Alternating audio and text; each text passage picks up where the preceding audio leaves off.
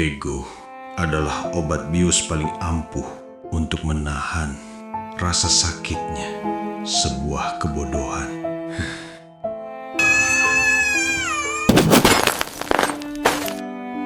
Pak, kenapa kita balik? Kita kan sudah bawa baju banyak. Dedek, apa? Kita nggak jadi pergi, Pak. Dedek mau sama papa? Loh, Papa kok nggak naik? Papa nggak ikut kami. Papa, Papa sama papa. Mau sama papa? Kenapa aku harus diam? Kenapa aku harus mengalah? Kenapa aku? Kenapa?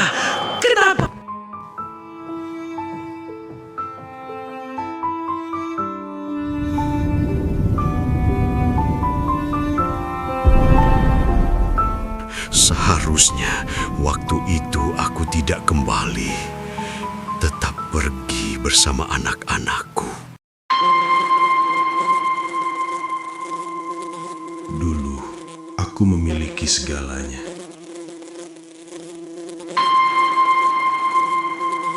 Segalanya yang kudapatkan dengan tanganku sendiri. Cinta, keberuntungan, kepercayaan, dan harapan.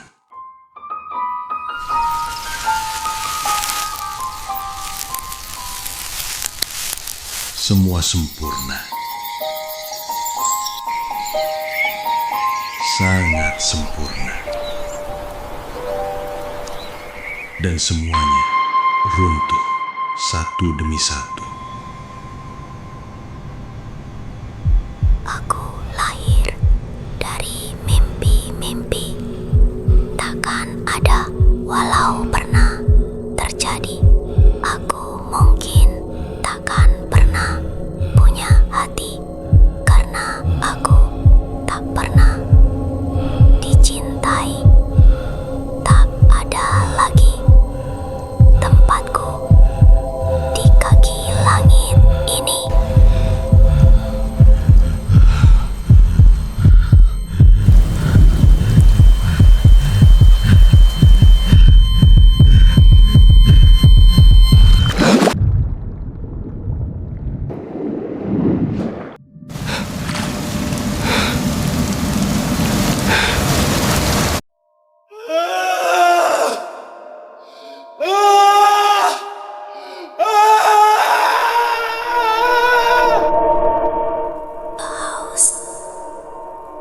Is not a home.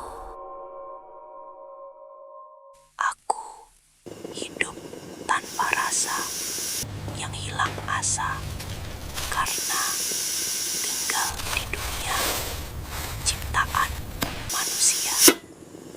Puisi aku, karya. Inang, nggak sekolahnya kau? Udah jam berapa ini? Kau baca terus puisi bapakmu yang udah mati. Ya, benar. Aku sudah mati. Suami itu kerjanya cari uang. Duitku banyak. Yang habis itu nggak cukup buat hidup kita. Aku di sini cuma jadi pengemis terhormat. Jadi kepala sudah tua, mau pulang. Mau jadi apa? Kamu yang salah. Aku mau pulang.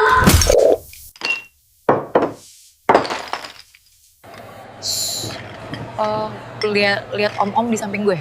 Boleh juga.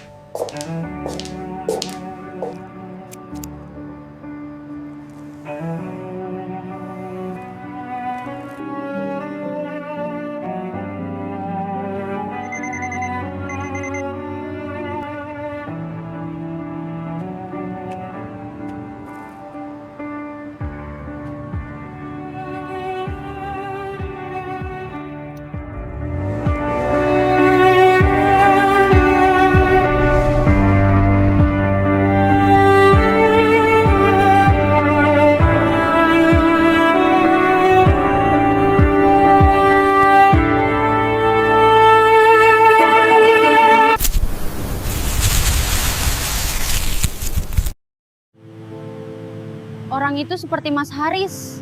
Apa beneran Mas Haris? Dia yang ingin pergi, tapi dia yang mengikatku untuk memuaskan harga diri dan gaya hidupnya. Cerita pun dibolak-balik tanpa arah.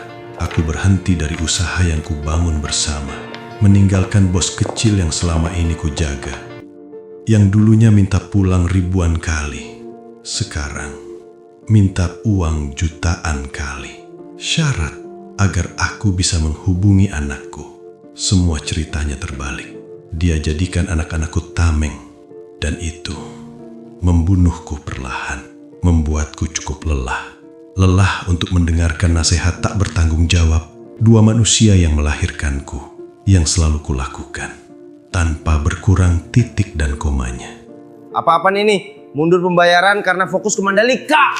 Apa ini? Tendernya ditolak, kerjasama kita bubar. Musibah bertubi-tubi. Jangan bercanda. Saat itu, kebaikan datang, keburukan pun juga datang. Mencari cara tercepat mengembalikan apa yang kumiliki. Aku makin kehilangan segalanya dan aku harus diam. Atau orang tuaku malu, keluargaku malu. Walau pada akhirnya mereka pergi, satu demi satu. Jatuh itu karena kamu, karena mikirin kamu. Kalau papamu sampai gimana-gimana, ya salah siapa? Dan apapun yang terjadi, semua adalah salahku. Tuhan sedang bercanda denganku. Apakah karena aku diam, jadi kalian seenaknya?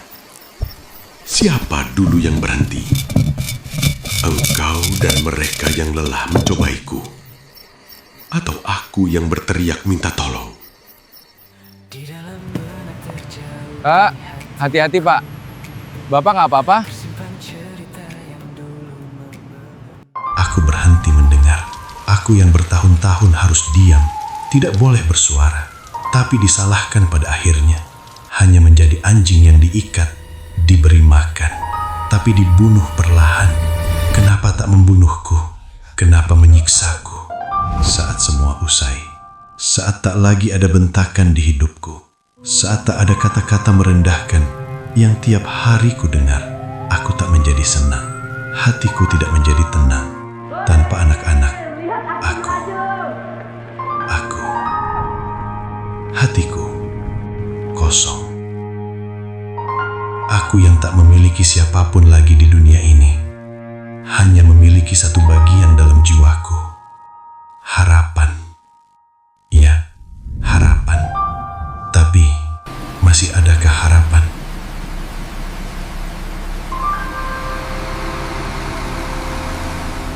Saat orang lain bisa melakukan apa yang mereka mau, bahkan hal tergila sekalipun, aku hanya bisa diam. Diam dalam ikatan tak kasat mata. Aku lelah. Lelah dipaksa untuk diam. Diam melihat semua diambil dariku, satu persatu.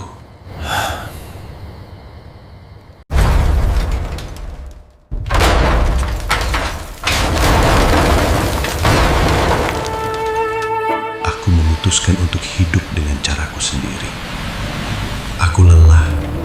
Aku ingin bebas, lepas dari mimpi-mimpi burukku. Aku tak tahu, tak peduli lagi benar dan salah. Mungkin hanya ini yang bisa kupertaruhkan, satu-satunya harapan yang kumiliki. Kerinduan yang pernah ku jaga, perasaan yang lama ku bawa. Aku ingin bebas dan pergi, melepaskan semua yang terkunci, kembali bahagia tanpa beban, menemukan cinta untuk diriku, not for anyone. Aku ingin diriku menjadi versi terbaik dalam sisa hidupku. Saat ini menjadi berat di langkahku, I'm letting go, I'm letting go.